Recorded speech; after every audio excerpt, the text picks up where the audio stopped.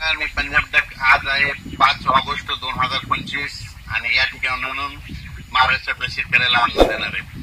आपण सांगितलं होतं की 31 तारखेपासून 7 तारखेपर्यंत चांगलं सूर्यदर्शन होईल.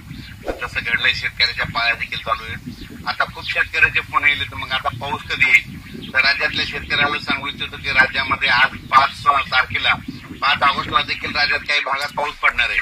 मग ते कुठं पडणार आहे तर मला सांगतो यवतमाळ जिल्ह्यामध्ये काही ठिकाणी थोडाफार पडणार आहे. त्याच्यानंतर सोलापूर जिल्ह्याकडे आहे, सांगली जिल्ह्याकडे आहे, इकडं मंगसुळी कर्नाटक तिकडे आहे, तिकडे देखील आहे. म्हणजे आज देखील सोलापूर जिल्हा, सांगली जिल्हा, कोल्हापूर, शिरोळ कारखाना त्या परिसरामध्ये आज पाऊस पडणार आहे. म्हणजे 5 ऑगस्टला तिकडल्या भागात थोडा पाऊस आहे. पण राज्यात मग आता पाऊस कधी येणार आहे तर राज्यातल्या सर्व शेतकऱ्याला सांगू इच्छितो की तुम्ही काय करा, आणखी 1-2 दिवस कामं करायला वेळ आहे. मग आता पाऊस कधी येणार आहे तर 8 ऑगस्ट पासून ते 18 ऑगस्ट म्हणजे ह्या 12 दिवसामध्ये म्हणजे 8, 9, 10, 11 पर्यंत राज्यात दररोज वेगवेगळ्या भागात पाऊस पडणार आहे. आणि त्याच्यानंतर काय होणार आहे, परत 2 दिवस उघड देईल. त्याच्यानंतर 14 ते 18च्या दरम्यान परत ते मग मोठा पाऊस असणार आहे म्हणून हा अंदाज लक्षात.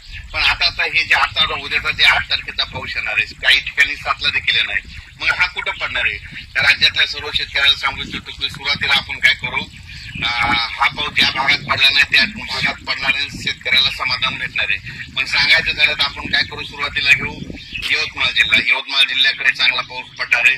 त्याच्यानंतर नांदेड जिल्ह्याकडे पडणार आहे, हिंगोलीकडे पडणार आहे, त्याच्यानंतर परभणी जिल्ह्यात पडणार आहे, लातूर जिल्ह्यात पडणार आहे, धाराशिवकडे आहे, बीड जिल्ह्यात आहे, त्याच्यानंतर सोलापूर जिल्ह्यात आहे, सांगली,